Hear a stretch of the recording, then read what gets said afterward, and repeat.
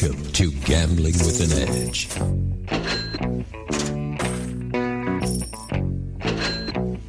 And now, here are Bob and Richard. Good afternoon. Welcome to Gambling with an Edge. I'm Bob Dancer. And I'm Richard Munchkin. Our guests today are Huntington Press owner and publisher of the Las Vegas Advisor, Anthony Curtis, and expert sports bettor, Frank B.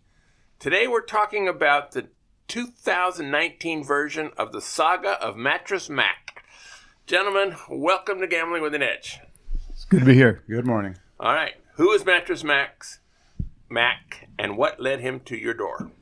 Well, okay, I'll handle that one because the original contact was made with me. Mattress Mack is a businessman, a furniture salesman, sells lots of kind of furniture, but he's known for selling beds and mattresses and things like that. So, the alliteration, Mattress Mack, and on and on. I'd heard of Mattress Mack. He'd come to Vegas before to make bets that was sort of hedging furniture promotion that he runs called, I think it's called, what's it called? Bet it all, win it all, or get it all? Win it all, get it all. That's what it's called. It's called Win it all, get it all. And people who buy X amount, I think 3,000 or more in furniture from him, go into this promotion that if something happens with a local team in Houston, because he loves Houston and all the sports teams there, they will get a rebate of all of their money. Oh, so it's not just baseball. No. He has it on... I believe he's done it with other things. I'm almost certain that he has. But this is the one he's best known for, that he's done in the past. So this year, the promotion was if the Astros win the World Series. And of course, as things moved forward, the Astros got better and better, and they became the favorites to win the World Series. And he had a big liability on this, attempted to get insurance and was priced out of the market, basically heisted by the Zach Greinke trade or acquisition late in the season. So when he went to the insurance company after that, they were giving him prices that did not make sense for him or that he didn't want to pay. Now, what had happened was his attorney, also in Houston, was a customer of Huntington Press and Las Vegas Advisor. And he had read many of our books on advantage play and things like that. And out of the blue, I got a call from an attorney in Houston asking if I would call him back. And he teased me with, I got the message, and he said, we know a lot of the same people. So that's, I usually call people back anyway. 9 times out of 10 I do. But I got right on the phone with him. He told me, he goes, I represent a customer here who has a business, any promotion, and he would like to work with somebody to lay off money. I go, is this that Mac guy? And I said, I think I know who he is. And he goes, yes. He goes, it's Jim McIngvale, known as Mattress Mack.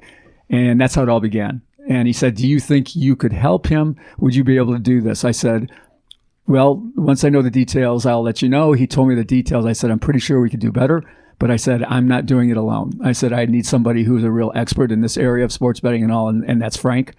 I called Frank. I said, what do you think? Sounds exciting. He's like, yeah, I dig it. Let's do it. And that's how it happened. Sounds like, we haven't even gotten into the details yet, but it sounds like this could be a book. Well, that's what everybody keeps saying. Wait till you hear some of the details. All right, so let's talk about some of the details. Yeah, right. Well, let me start up. Let me just say before you do that it sounds a lot more sexy than it is, kinda. Because at the end, somebody asked me, won't it be amazing if they get to a final Game 7? And I said, if we do our job right, it won't be amazing because it won't matter. So, all right. So maybe yeah and maybe no on the book thing. Yeah. Okay, so it was been pretty clear a long time ago that the Astros were going to be in the playoffs, likely going to get a first-round bye. They were not going to be the wild card. So before the playoffs started, what kind of bets were you able to get down? Or was that a good time to bet? Well, so what we had to go on prior to the playoffs starting was the insurance offer that he had in place. And basically, he was offered. He didn't have anything. Yeah, in place, not in place, but the offer yeah. that was available to him, and that was basically he could get plus 160. Was what he was looking at for the Astros to win the World Series. So we took a look at things. I go, well, we can certainly do better than that. Can we scale it to that degree? And what is it that would have to take place to be able to facilitate these kind of bets? So that was sort of what got the ball rolling. So wait a minute. Let's talk about when you say scale it. So the published figure was that his liability was $25 million. maybe got to be more than that or whatever. What was his goal? To cut it in half or to do better than that? Well, he didn't know. He didn't know what his goal was. His goal was to put himself in a position where he would not suffer a catastrophic loss. I mean, that's really what it boils down to. A lot of people don't understand this, that's what hedging often is. It is to... It's insurance. Yeah. It is to avoid something horrible happening, like you can't meet this obligation. So we didn't know yet going in what that was. That's a big part of it, is us finding out, along the journey what it was we needed to do. But at the beginning there, the liability was posed to us as about $20 million. And then, later he said, okay, between 20 and 25, and then it kind of became a moving target. And so so you didn't have a target of how much he wanted to mitigate it. It was just knew that you needed to get down a lot. Well, once we understood what it is he was trying to accomplish, which was, to establish insurance, not to go crazy, we realized pretty fast that the initial intent on their end was probably over-hedging. So that was whole part of the thing, the consultation things. Like, listen, this is, we had to clarify exactly what their goals were, and then say, okay, at this point, you're trying to cover the entire thing. That may not be the way to go about this. Yeah, and there were trust issues too. And I mean, in the beginning, we were only given X amount of information, and so in order to set this hedge up properly to meet his utility goals here, we needed more information, and it took a while before he became by the end he was very comfortable with us, and we still to this day we don't know everything, but he gave us more and more information, and then that's where the scalability came. We changed things as we learned and as we went along to meet his goals and needs. I mean, because think about it, you make a bet and you have a big advantage on it, whether it's implied or maybe at halftime or whatever. You don't just take that position of strength that you have and hedge it all away. Right. And so that was where we had to sort of have a meeting of the mind to say, what is the real objective here? What is the best objective and the best potential outcome for you? So we had all those kind of discussions, and like AC says, he eventually came to trust us, share more information so we could help him make better decisions. And so when you were saying scalability, what you're saying is there's not many sports books who will take $1 million bet. Right. Is that what you mean by scalability? Or? Right. Or even an accumulation of them. Of bets made at a number of books that can get you to the number that you need. So that was a huge issue throughout the whole thing. Yeah, we made this clear to him at the start, is that one of our biggest problems might be actually getting the money into play, because we realized that there would be risk tolerance of different levels for different places, but we weren't sure where that would be cut off. And in the very beginning, we got real nervous because we couldn't get anybody to take a bet. So now I'm sure a lot of the listeners are thinking, well, wait a minute, why not just go to Pinnacle and Chris? They're going to take a huge chunk, right? That was our first thought. Our first thought was, we know so many people in so many different places, people in Europe, people in Australia, exchanges, everything else. And it was made clear to us, and this is very important that really the public understands this, that every single bet had to be placed in legal jurisdictions. So that took offshore off the table right off the bat. Because people who are really in the business, you go, well, God, you go to Chris, you go to Pinnacle, but that constitutes at least a gray area of wagering, and he couldn't do that. What about flying to London? Yeah, that was investigated. Yeah, we looked into all of that too, and I can tell you that he had a preference. Mack is a very patriotic guy. I mean, he really is. He's patriotic first and loyal to his city more than anything else, but also just to the American. Well, he's the American dream himself. He's an entrepreneur who made a lot of money, and in this great land of ours, we're allowed to do those sorts of things. And he preferred American wagering, but was not averse to legal wagering, in Europe or Australia, because we're looking at PointsBet and things like that. However, when we talked to people there, we found out the logistics of that were almost impossible, and it just wouldn't have made any sense. So we kind of ruled that out pretty early, right? Right. I mean, the main reason to investigate that was because the the scaling problems we would have here if we're trying to restrict it just to U.S. jurisdiction. So we're saying, listen, mutual friends of ours, we all understand could help facilitate something like this. But it just turned out to be all the logistics involved with doing that overseas, plus Mack's desire to keep this completely above board. We quickly came to the conclusion that that's not going to be the way to go. Yeah, the other consideration was man-to-man betting, because we know a lot of guys in the gambling world that would be willing to take these bets at market prices, which would give them an edge. A lot of the sports books didn't want to take these big edge bets because they were afraid of the red ink that might show up on their balance sheets, where we knew individuals who said, I'll take $250,000 of that, I'll take $500,000 of that, but it just didn't smell right. It just, even though it's legal, it just didn't smell right. So that got ruled out too. Did it smell right to Mack, or didn't smell right to you? It didn't smell right to Mack and what he wanted this thing to be above board. So I probably wouldn't have had a problem with it. But there was also the concern of, all right, where does that money go? A big bet goes into escrow. There's all this kind of stuff. So again, logistics jumped into it. And we were really kind of shackled, as to what our outs could be, right from the start. Right. So what happened? So now you're tasked with go bet millions of dollars. What happened when you walked into a book? Well, or you called them first, right? No. Go. This is one of the best parts of the whole thing, because Frank and I, we know what we want to do, but we're not sure how we're going to do it. Now, this is before the World Series even starts. I think it was still before the playoffs even starts. Yeah. Excuse me. I mean, any of the games. There may have even been a game or two to go. There was certainly the play-in game was to go, and he and I walked up to a window. Well, I'll tell you, it was at the Mirage, because the Mirage later redeemed themselves and took some big bets for MGM. But we walked up and we asked for a manager. Two idiots in t-shirts and jeans, right? We were walking up there. I probably had a beer in my hand. I don't know, something like that. And we said we'd like to make a big bet on the World Series. And the guy hardly looked up, and he's punching something into a thing, and he hardly even looked up. Just, what do you want to bet? We're like, well, we don't know yet. And he goes, well, how much do you want to bet? And we'll go, well, we're not sure yet. And he gives us one of these, one of these things like, why are you bothering me? And I says, okay, fine. And Frank goes, mid six figures? And the guy stops. And he looks at me. I go, $1.5 million, maybe? And all of a sudden, he's just like, he doesn't know what to do. He goes, let me see your player's card. All right, so Frank gives him a card, and the guy walks back, and he's talking to people, comes back, whatever. He goes, I'll give you 10,000. 10,000. And I said to him, I looked at him, I laughed. I said, for both of us? Like, really? Isn't that just great? And he goes, oh, no, we'll adjust the line after the first. So we found out real pronto that this was not going to be so easy, and that walking into a window straight up was not going to get it done. So we then had to go directly to the top, and a lot of phone calls started getting made. And we talked to a lot of, sportsbook directors and risk management leaders and, all that kind of stuff. And where did you first, who basically stepped up first?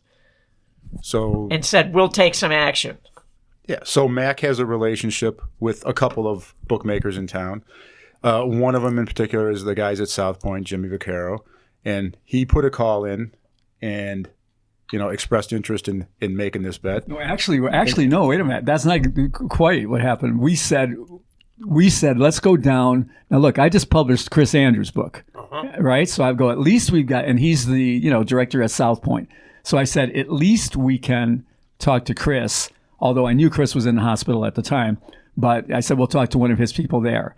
And we were saying, let's go find Jimmy, right? Remember, this is how it worked. Yeah. And so we went and asked, is Jimmy Vaccaro here? And the same thing happened. They're like, he's around somewhere, whoever you are, get away. And we were walking through, and I think I went and got a hot dog. Great hot dogs there, by the way, for $1.25. And limit 3 or 2? Limit 3 per person. Yeah, there's. But you can go back. Yes. You get beards to pick up the rest of your hot dogs. And this is how the messenger messing on the hot dogs. Yeah, take some back to Mac, right? So I says, we're walking, we're trying to think, what do we do now? Now we can't find Jimmy. We can't talk to Chris. This is like, we're having a hard time getting started, right? And I look, and there's Jimmy walking through the sportsbook area, and I go, there he is. I go, let's go get him. So we go running down. I call him. He turns around. He sees me. He knows me. Hey, what's up? And he calls me kid. I don't think there's anybody else in the world that probably calls me kid anymore, right? There wasn't before this show. Yeah. And I said, here's the situation. We're trying to get some money down. He goes, yeah, we know Mac. That's what Frank was talking about. He goes, we know Mac. He's a good guy. He goes, we'll take a bet. He goes, I'll tell you what. He goes, what's our number? He asked me. I go, it's 250. And that's what we were getting everybody. We were trying to get him down to 250. He goes, I'll give you $250,000, 200 to 250, depending on what Michael wants to do, meaning Michael Gaughan, the owner, at 250. If you make the bet within the next couple of days, I'll hold the number for you. Wow, that's great. That's a stud, man. That's the old school way. That's the old way to do it. And that's how it got started. Yep. Yeah, so so this is the first bet that we're going to make. So now it's gathering up the money. And I can't even recall how we did that because early on he wired it directly to them, right?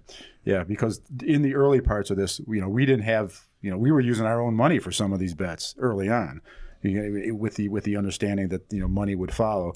So that was what got the ball rolling, and they were into it. They understood the PR benefit of doing this, and like it's all in many things, the first to move. Gets the lion's share of the attention and the credit. So, yeah, South Point came through and got the ball rolling for it. They took 200 at plus 250 to win $500,000. Looks very pretty on the ticket. Hey, pays 750,000 or no, pays 700,000, and to risk 200 to win 500. So so that's how we got it going. I says to Frank, what do we do? We got to keep this quiet, right? He goes, I don't think so. Look, they just tweeted it out. And they got a picture of the ticket and everything else.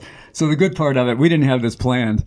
But Frank made the bet, and Mac sent the money in via the thing. Jimmy met Frank at the window. Frank got the chips, walked him over, made the bet, and said to the writer, how many drink tickets do I get?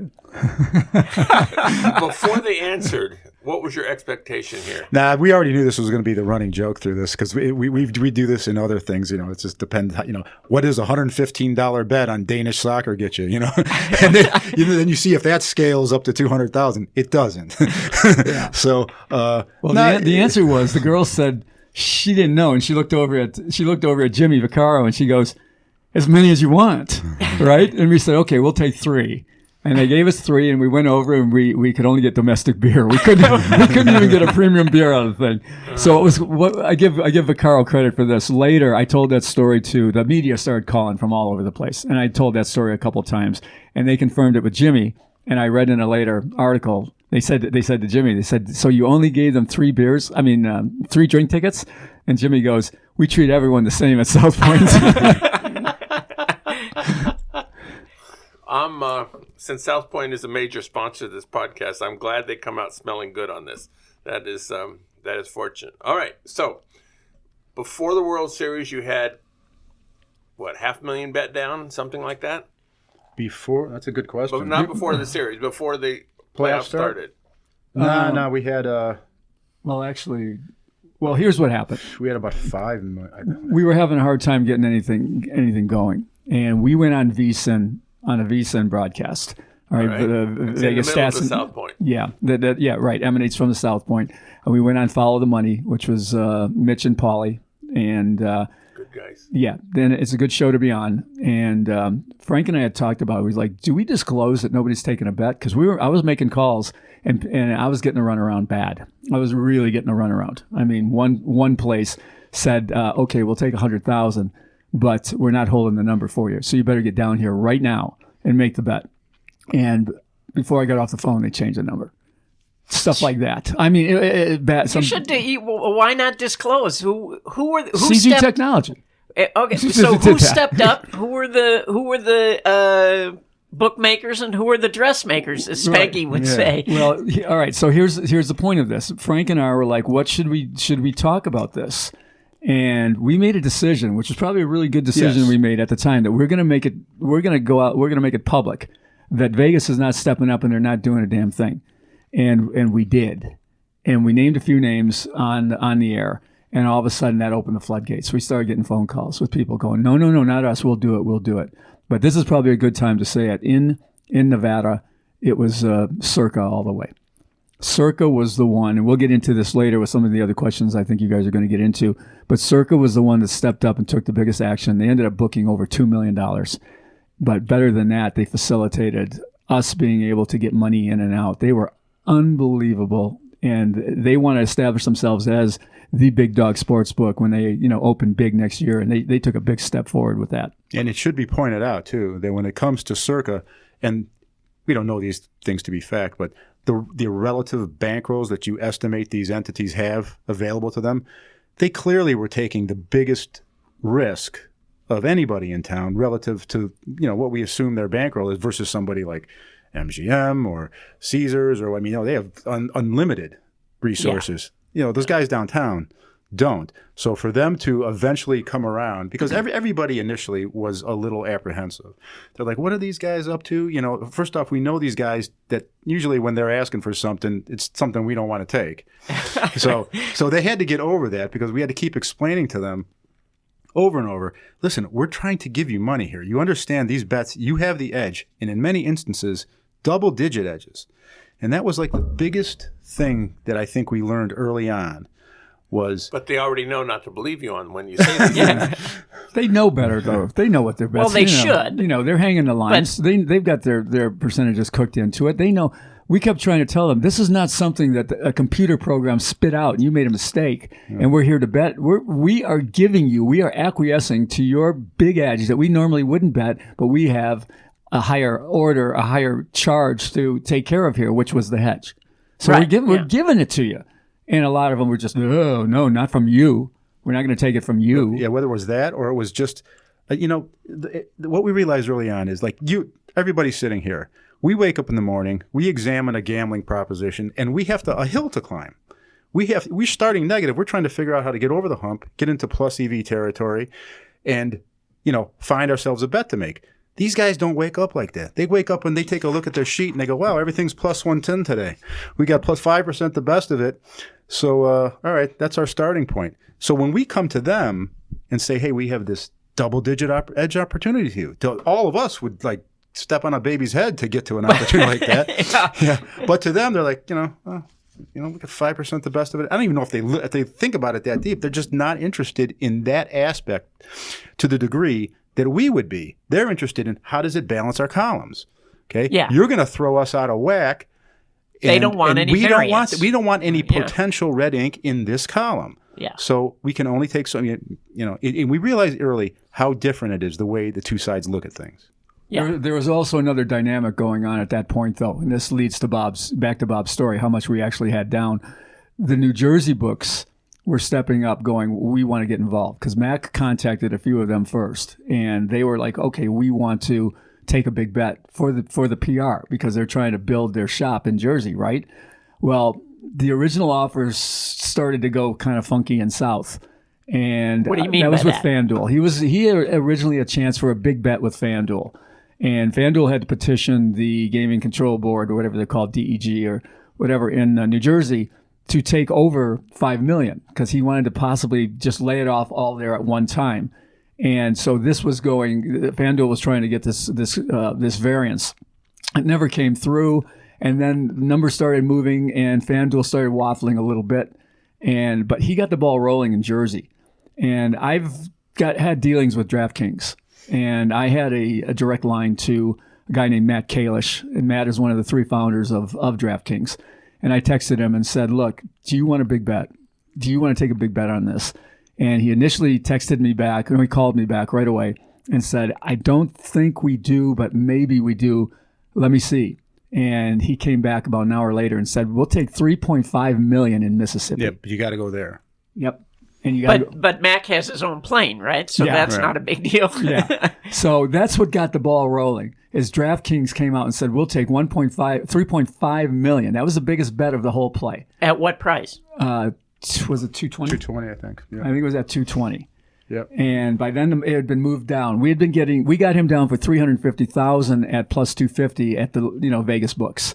So after the 200, we got another 150 of these. They came online and they started doing it. TI took a little bit. Caesars took some. Circa took some. And we got up to 350. But then that 3.5 got put down in Mississippi. And next thing you know, FanDuel came back and said, we'll take 1.5 in Jersey. All right, so here it goes. So now it starts moving. So we're up to $5 or $6 million now by the time the whole thing gets started, I think. But think about the disparity between the three jurisdictions. Down at in Mississippi, 3.5 million with just one trip.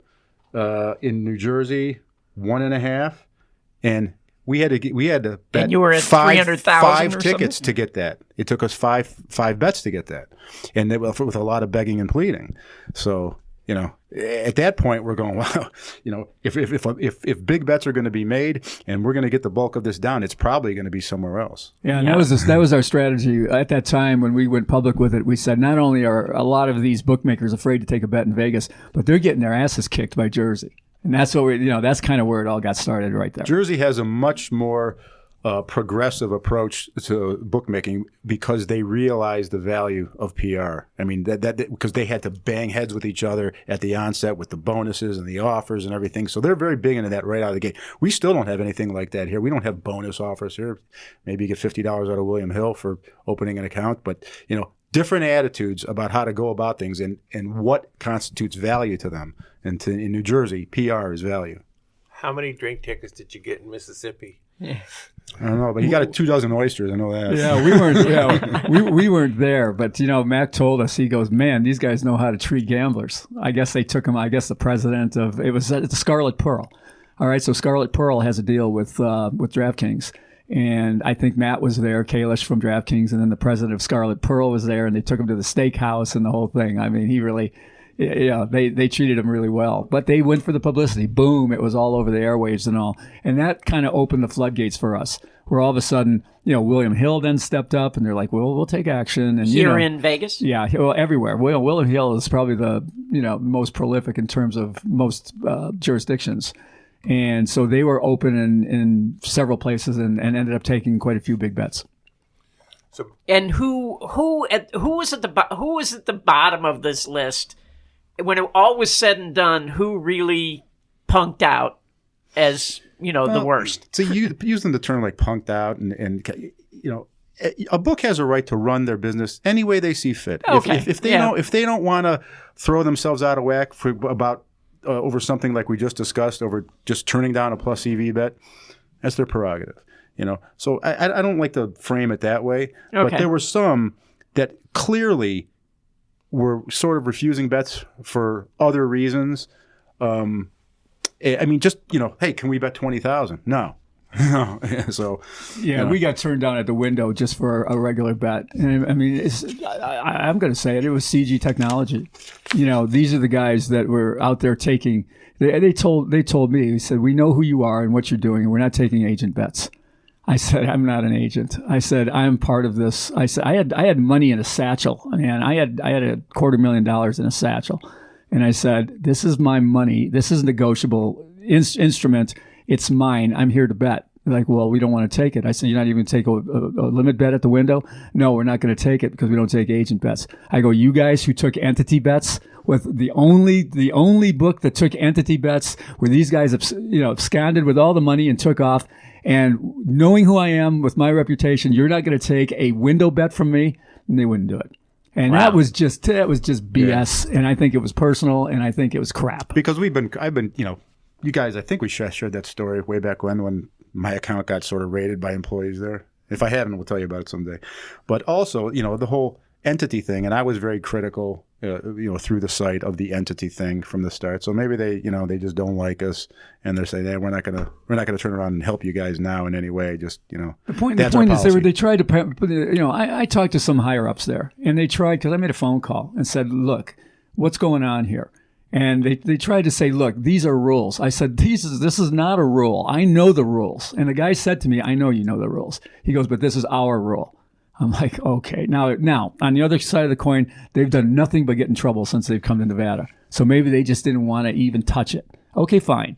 But it's just, the whole thing just kind of went down wrong. Take a bet, for damn sakes. What are you in business to do? They would have won that bet too. Yeah, they would have won that bet. It was 100. I wanted to put game 6 or 7. Yeah, I wanted to put $136,000 down to win 100. They'd have won $100,000. So good for them. Yeah. But we should talk about the whole messenger betting and agent betting just to kind of get that out in the open, because I'm sure people are thinking, like, how is this not messenger betting? Right. Well, because we were part of it. If you have a vested interest. Yeah, we had an interest in the whole thing. I told them too. I said, we have contracts that I can show you. We have signed contracts that show that we are part of this wager. So we are allowed to bet for him. And that's why we were allowed to bet for him at several books in Vegas. The only other one that just had a problem with it was Will Hill.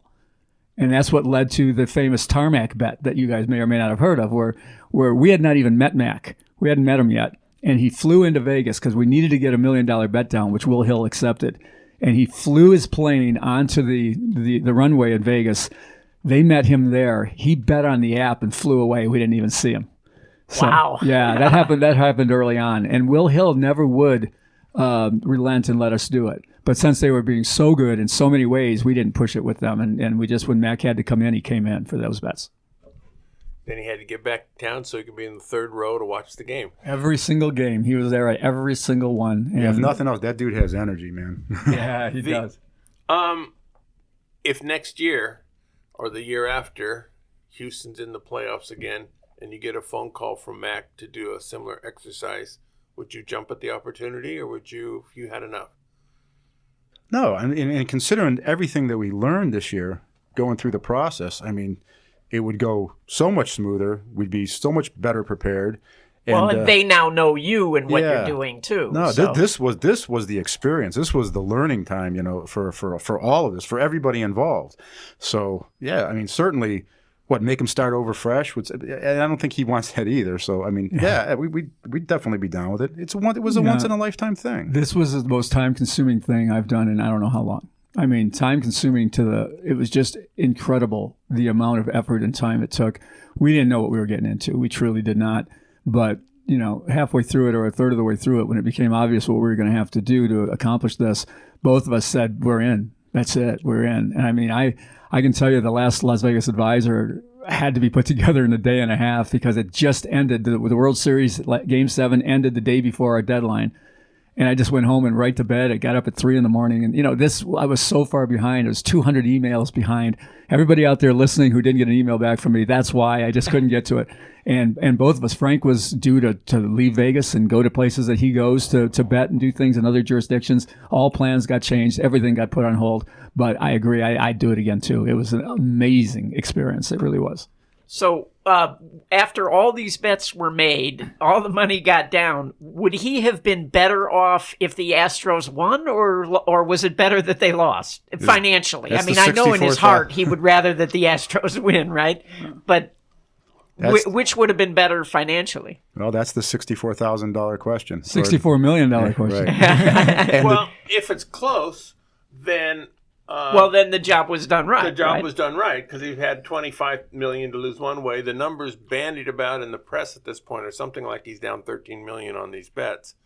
I don't know if you want to confirm or deny that number, but it's so clearly they did their job. Well, here's what happened on this. So yeah, the numbers that are out there right now are all numbers that Mack has approved. There are certain things that we can say and that we can't say, right? And I actually had one journalist get mad at me going, why can't you tell me?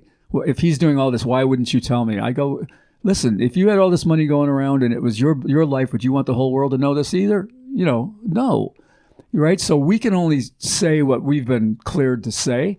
The numbers in the media are pretty good, but what I can tell you is that the target moved, like we said in the beginning. I mean, as this trust thing between us got better, Mack was willing to open up to us. And there were other considerations that we didn't even know about, like taxes, tax write-offs, what amount of the furniture was financed. Everything made a difference in terms of where that number was. And what the real number was. Yeah. And we still don't know everything. Like Frank says, there's one guy who knows everything, and that's Mack. And then and we know a lot. We're second. And everybody else is a distant third. I'm guessing you know some things that Mack doesn't.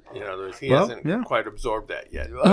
He's pretty sophisticated, I'll tell you. I mean, he comes off that's part of his shtick. He kind of comes off like a good old boy bumpkin, but he's nothing like that. I mean, he knows the stuff. He asked some really great questions along the way, opened our eyes to a bunch of things. So, I mean, you don't get that high up in business without knowing having some moxie and knowing what you're doing. But there are certain things, like I said, that we don't know ourselves which would have been better for him. I believe, honestly, 100%, I believe that the Nationals winning was better for him financially. I really do believe that. He won't confirm that. He's like, no, you boys, calls boys, you boys did a good job. You know, you put me where I wanted to be. So he was happy with it, but I believe that he was possibly significantly better off by the Nationals winning. Financially, emotionally. Yeah. Emotionally, no. This guy honestly just bled orange, man. He bled orange. He wanted them so bad to win, right? Yeah, and I'll tell you what, we're watching Game 7 somewhere in town, and I understand the situation. He understands it, but I got wrapped up in it. I was watching the game, and he saw me. When Kendrick hit that ball off the bat, I go, oh, no, I just instinctively. And he's like, what do you do? Because I knew it was gone. And then, what did it do, hit the foul pole? Yeah. Yeah, but I sort of wanted that you knew it was going to hit the foul pole. No, I didn't know it was going to hit the foul pole. I knew it was gone if it stayed fair. But, you know, like I said, instinctively, you know, we knew what the best outcome was. But that's what came out of me because I wanted, you know, hey, everybody gets their free furniture. The Astros win. It's Game 7. It's a great story. And I got wrapped up in it a little bit. He had to like, keep going. Listen, you understand this is better, right? I'm like, yeah, I know. I don't know. I'll be okay. Yeah, Frank and I were watching it at Jackpot Bar and Grill here in town, which is a cool bar to hang and watch stuff. They always put the games on. And Frank's just over there with his head in his hands. And I'm going, listen, man, I think it might be a better story if the Astros win, but the more I think about it, it may be a better story if the Nationals win. So I'm just like, oh, this is fine. Frank's like, oh, no. And then he goes, okay. He wrote to me, he texted me the next day. He goes, the sun rose. Well, yeah, you know what? One of the things that was bothering me, there was just a handful, you can count them on one hand, books, that eventually, after dealing with them over and over again and seeing what they were doing, especially what they try to do to Mack, you know, if not for us telling them, listen, they're screwing you, you know, I wanted to see them lose those bets, you know, like you bet $1 million at some place and all they did was try to nick you every step of the way and take advantage of you. I don't want them to win that money. I wanted them to lose, to be punished for for the way that they handled things. But, you know, like in the end, like Anthony says, you know, the best outcome, probably that's what happened. And, you know, you just got wrapped up in it. Now, another story that has been getting a lot of press is the Ellis Island steak. Yeah. So now, did you take him there, or did he already know about it? Well, here's what happened. The first thing he did, you know, this is kind of like I say, this guy understands PR. He understands how to ingratiate people and things like that. So when we took the whole thing on, the first thing he did was sign up for a Las Vegas Advisor membership. Without telling me, because I would have comped him, of course, right? But he paid for a Las Vegas Advisor membership, got the member rewards book in the mail, posed for a picture of it, and sent it to me, right? So he's an LVA member now. So apparently he's reading the newsletter and he sees the number one value is the Ellis Island steak dinner. So he comes in to make a bet or to set up funding for a big bet at William Hill. And I said, I'm going to come see you. Now, by then we'd already met him. He'd come into town. We'd met him once. But I said, I'll come see you. And so I came out. And first thing he says to me, he goes, you want to go eat? I go, yeah. He goes, can we go get that $5 steak? And I says, you mean the Ellis Island, $7.99? He goes, yeah. Can we go get that? And I says, it's right around the corner because he's at the aviation, you know, private thing, jet thing, yeah. And he goes, can I bring my pilots? He's got 2 pilots with him. I go, sure. So, can you afford it? Yeah. So we go around the corner and we go to Ellis Island and I'm telling about all the great food on the thing and everything. You know, there's this, the prime rib here is fantastic. They're known for their fish and chips, you know, on and on and on. The waitress comes, first pilot goes, steak special. Second pilot goes, steak special. We go to Mac, he goes, steak special. He comes to me, I go, steak special. So all 4 of us had the steak special and he loved it. He's pointing at it. I'm taking pictures and yeah, it was great. Yeah. And he wouldn't let me pay. I was like, man, this is a great opportunity. This bill's going to be $39. Right? He wouldn't let me pay. Before we ask Frank and Anthony some more questions about this Mattress Mack betting, we're going to take a brief pause for commercials. South Point has more than 10,000 games, returning more than 99%. This is more than anyone else has. In November, the promotion deals with Amazon gift cards. Play coin-in that is usually generating $25 in cash or free play, namely $83.34 coin-in, and redeem that for a $50 Amazon gift card. Limit 10 cards per person for the month. All points must be earned and redeemed in November. On Thanksgiving Day, there's a $30,000 hot seat promotion between 8 a.m. and 11 p.m. Every 3 minutes approximately, one lucky player whose card in earns $100 in free play. At predicted.org, there's a market where you can place small bets on the occurrence of various political events, mostly but not entirely in the United States. There are a number of different bets on whether Trump will be impeached within various time periods, how many tweets he makes, who the Democratic nomination will be, whether Rudy Giuliani will publicly testify within a certain time periods, etc. Gambling with an Edge listeners receive a one-time offer of a deposit match up to $20 at predictit.org/promo/edge. You must play the money through once and cannot withdraw it for 30 days. I'm personally interested in politics, and I find the site fascinating. How you see news, and then within a day or two, how the market jumps. It's quite an education in political science for those of you who have any interest in that area. BlackjackApprenticeship.com is an excellent site for those of you who wish to become successful at counting cards of blackjack. They have a variety of training programs. Colin Jones posts a number of free videos on YouTube where you can check out whether or not this teaching style works for you. His most recent video is entitled, Why Get Into Card Counting? My Reasons and How You Can Decide. And you can easily find that on YouTube. I watched it, and my thought when I did is this man is talking about my life. Only for me, my game is video poker rather than blackjack. If you're currently undecided whether to get into some form of professional gambling or not, blackjack or otherwise, check out this video. At videopoker.com is the best place to play lots of games. If you sign up for the gold membership, $8.95 a month or $79.95 a year, this allows you to get correction on most of the games. An additional membership, the pro membership, is sold separately at $6.95 a month or $49.95 a year. Listeners may play 1,000 hands for free to try it out at videopoker.com/GWAE, which some people can figure out means gambling with an edge. The biggest advantage of this is that it's video poker software that corrects you on both quick quads and Ultimate X. You can buy a gold membership and pro membership combined.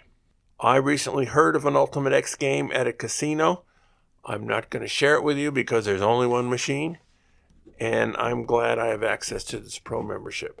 It is the only place with Ultimate X correctable software that you can get. All right, we are back to Anthony Curtis and Frank B. Now, I'm assuming all of your bets were on the Astros. Is that correct? Or was there any reason to make a bet on any other team? Yeah. Everything that we bet, let me think, was Astros or Astros related. We did have some other bets along the way that presented themselves that were better. It was better that we made these bets. Like there was a couple to win the American League bet, or which league would win the World Series, and we took the American League instead of just taking the Astros independently, because the Astros, after we got rolling with making these bets, we were really starting to have an effect on Astros prices across the board. But a result of that is other teams were accumulating unwarranted value on their side, because when you shift the odds, they do a little balancing act there. So the Yankees started to become pretty attractive when we were down to the two series left in the American League. So we felt that pairing the potentially the Yankees and the Astros together, when we calculated it out, it appeared like the Astros plus the Yankees was a much better value than just taking the Astros independently. And we were getting a really good team anyway. And if we hit the ideal outcome where the Yankees beat the Astros, boom, all the furniture is protected because he doesn't have to pay the rebate. And we're still live on our bet for the Yankees to continue on and win the World Series and win the bet. So it was a bet with good flexibility, but it also had better value than just continually pounding the Astros like that. So that was an example of one of the bets that we made that wasn't strictly just Astros. Yeah, and this is a big part of the strategy too, was that if he were to put it all in, let's say he had gotten a good insurance price at the beginning and he had put it all in, well, now he's done. That's it. He's going to get a result one way or another. Two things that can happen. One is that he can't scale it unless he gets, if things change, like I say, as they did, he can't get more necessarily at the same price or at as good a price, especially as the Astros go farther and farther. Second is, by keeping his money liquid, as he did by going through the gambling markets, there are all kinds of opportunity value things, and this was one of them. I mean, there was you want to talk about us looking like miracle workers. I mean, literal miracle workers. If the Yankees had won that series and gone on to win the World Series, it would have been amazing. His result would have been incredible. So there was a lot of expected value along the way. We had several opportunities like that, like Game 5 of Tampa, the Tampa series, where if Tampa had pulled off that, they were like a 1-3 to just 2-1 dogs, right, to pull that off. Oh my goodness, what a great result that would have been. So there was a lot of EV along the way that was accumulated, not necessarily realized, but accumulated by playing it this way. Right, and this was part of the approach that we had to debate early on, was the benefit of the roll it out slowly and methodically hedge versus the shove it all in early. And that, at that point, I had a lot of questions that I thought I knew the answers to. And, we talked about this a lot. And then so at that point, a call was made to a mutual friend of all of ours, Steve Heston, professor in Maryland. And he's a guy that I call regularly. I've known him for like 20 years. In other words, I come up with a gambling problem or question that I'm not sure I'm doing the math right in, because he's a math professor. And I'm looking for him when I make these calls to tell me that I'm doing something wrong. It's like, this, you're not thinking about it straight. And that's why you call it. That's why you have friends like that. And so it's a luxury to have access to guys like that. So we called that in. I gave him a call. I go, listen, this is what we're doing. And he found it fascinating. So I outlined the whole thing. I go, I got a spreadsheet, and he's like, okay, I know your spreadsheet, so let me take a look at it. So through the course of this, after we started examining all the different combinations that could occur, Steve was there. I'd say, all right, man, I made a bunch of changes to the spreadsheet. Check it out, and he would take a look at that and also listen to our way of thinking about the theory of this, is how it should go and how it should proceed. And we were pleased to know that he thought very similar. He says, yeah, that's how you go about it. You want to preserve your hedge bankroll so that when opportunities present themselves, you have available bank to take advantage of those things. Like Curtis pointed out, Game 5 against Tampa Bay. We were in a beautiful spot. We weren't even in half of our allowable bankroll, the hedge fund. And we were in a spot where we were at, because of that available bank, we were able to shove real hard on the Astros at that point, because if the Astros win, we pick up a bunch of chips and they continue on. And if they lose, he's out. Boom, click, you save millions of dollars that way. And it's only made possible because of the restraint showed early on with the hedge bankroll. Instead of shoving it all in early in one bet and being done with it, now you had this flexibility and these opportunities present themselves that we were able to take advantage of. Well, and in retrospect, you wouldn't have even been able to shove it all in on one early. Yeah, it would have right? been tough. Yeah, it would have been tougher. But back to Heston, I mean, this was a very interesting dynamic in this, or part of this, was that, first of all, it wasn't just a couple of gambling game players and tournament experts in our part. That's part of a lot of this, is how do you play tournaments? How do you play contests? How do you do these things? How do you work the markets? How do you observe the market? How do you get the money down? These are a lot of things we brought to it. But now we bring Steve Heston into it. And anybody who wants to, they should, just Google him. Go to his wiki and see what this guy has done. He's pretty amazing. So not only did we bring that aspect into it, where he was checking all of our work and making recommendations and all, had a very, very soothing effect on Mac. It really did, because that's what we did. We sent him a link to Stephen Heston's Wikipedia, and we go, look, the professor, that's how we called him throughout. The professor is on your side as well. So Mac was in really good hands. He really was.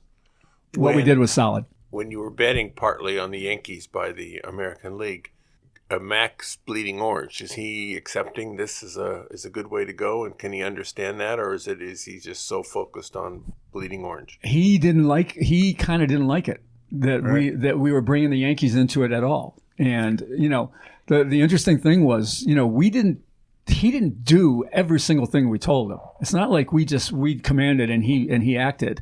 He made his own decisions. There were a couple of bets out there that people went, why did they do that? And we didn't necessarily say to do that. He might have gone a little bit, off the reservation once in a while, bet a little more, thinking he was doing what we wanted him to do, but maybe go a little bit more at a bad price or something like that. But he was not happy about really he wasn't mad. He just was a little perturbed that he would have to be rooting in any way for the Yankees at all. So he didn't like it. He respected it. He understood what we were doing, but he didn't love it. Correct. Right. Yeah. And his enthusiasm, his exuberance in making some of these bets. Sometimes there might be one or two where we looked and we go, man, that one we could have done that one better. But there were a couple other where he just put it in.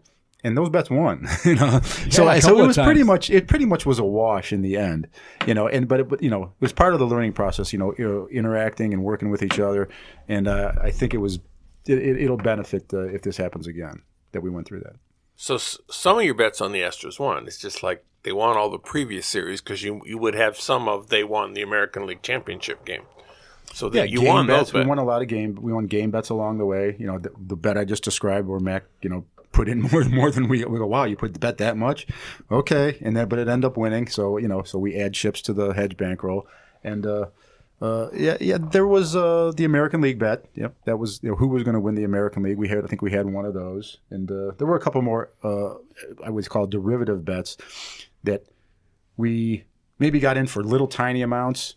Like we had Astros to win in exactly 7, and there might have been one other like that. But there were the vast majority of the derivative bets. We got turned down.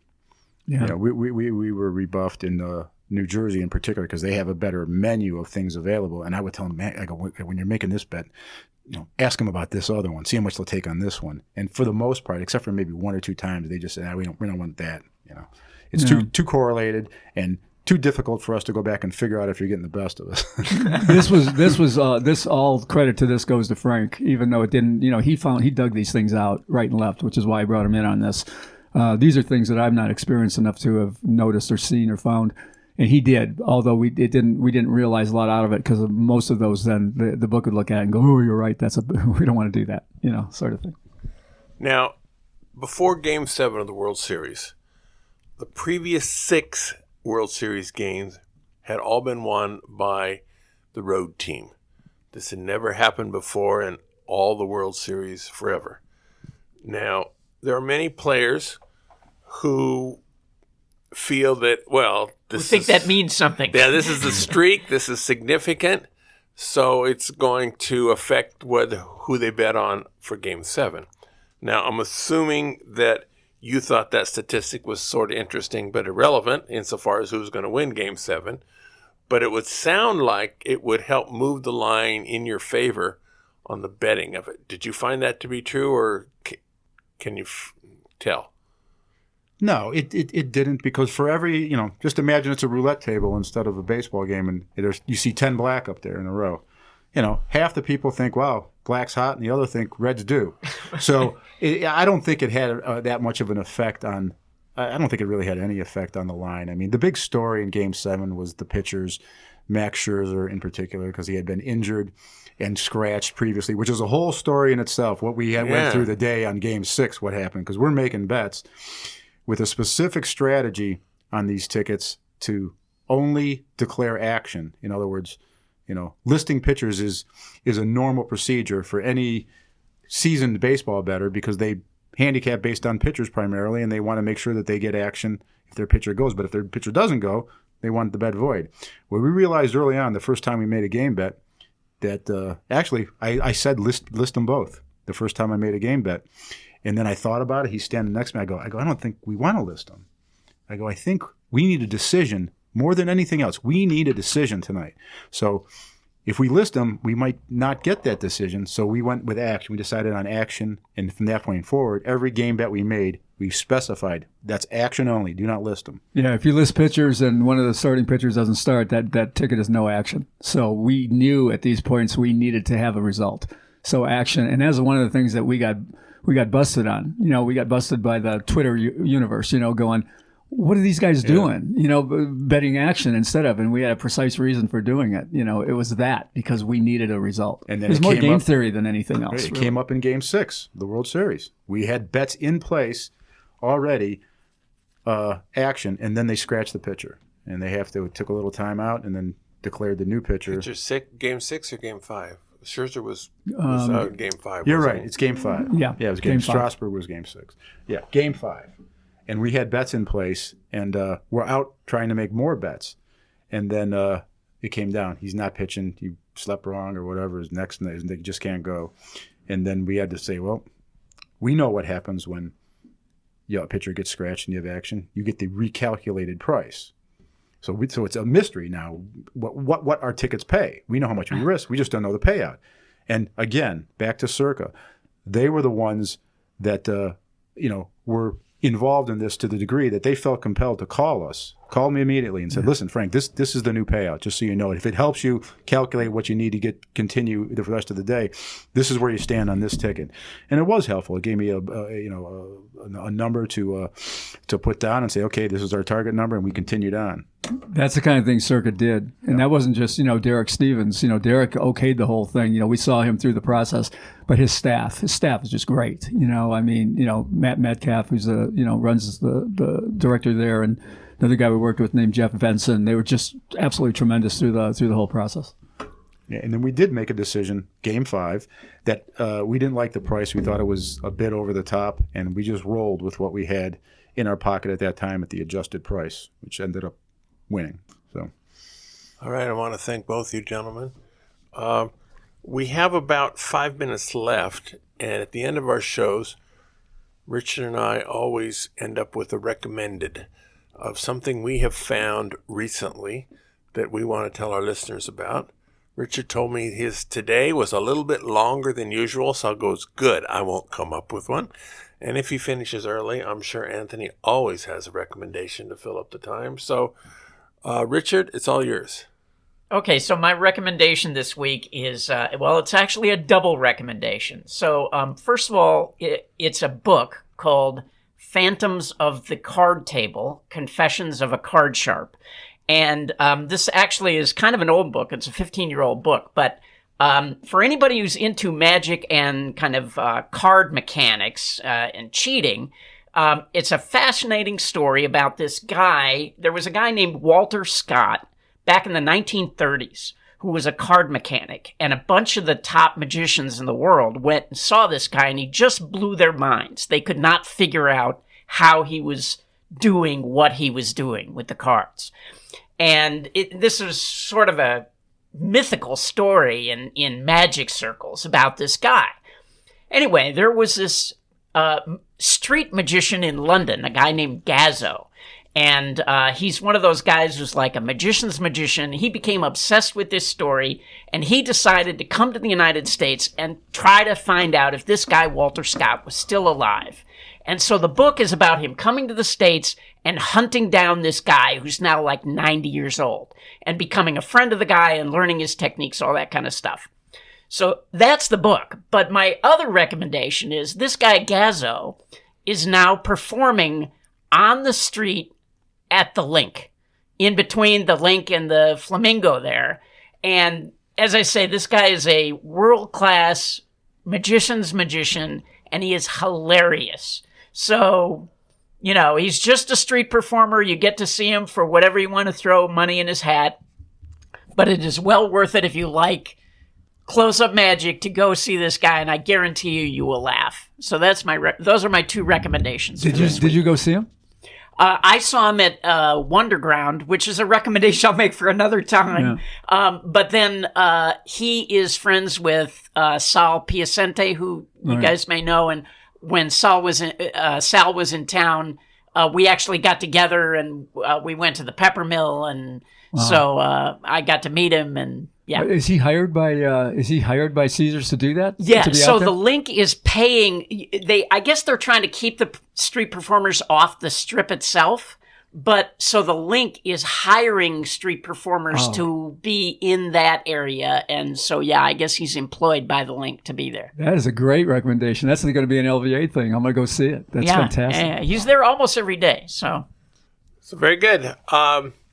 Anthony Curtis, Frank B., thank you. This was a very interesting story about Mattress Mack. Richard, thank you for your recommendation. Goodbye, everybody. Go out and hit lots of royal flushes. Good day.